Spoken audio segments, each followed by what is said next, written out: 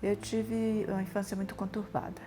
Minha mãe abandonou meu pai e meu pai era policial e era um homem muito violento.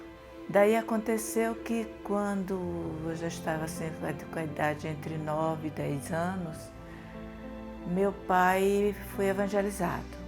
E infelizmente a vida da gente parece que piorou. Nós éramos agredidos tanto fisicamente como verbalmente, já em nome do cristianismo. Nessa época, Deus era o meu maior inimigo. Ele era meu inimigo. Eu não confiava. Comecei a criar na minha cabeça que esse Deus era só para fazer a gente sofrer. Aí, com o tempo foi passando, eu fui crescendo e eu fui ficando cada vez mais revoltada. E aí, eu comecei praticamente a ter uma vida dupla. Mas o que aconteceu é que algumas coisas ele ficava sabendo e ele não acreditava. Um dia alguém que ele confia muito na igreja chegou para ele e contou. E ele chegou em casa e ele me botou para fora de casa. Naquela época, olha que eu já tinha 16 anos. Foi nesse período que eu arranjei o primeiro namorado.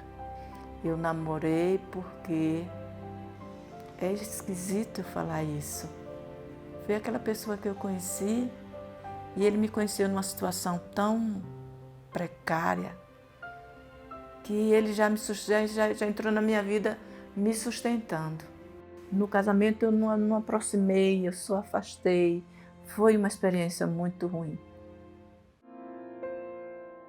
Meu pai envelheceu e precisou de cuidados.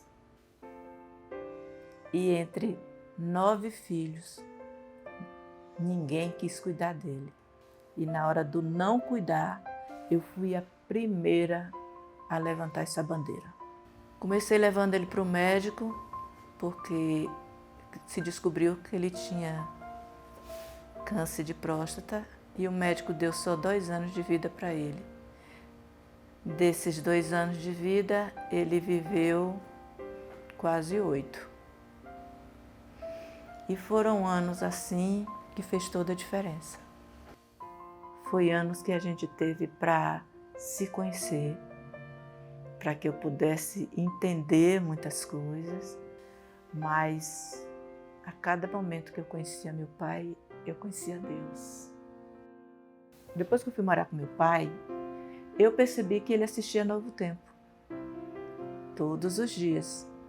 Como ele tinha problema de audição, o volume tinha que estar no último. Então era fazendo as coisas e ouvindo.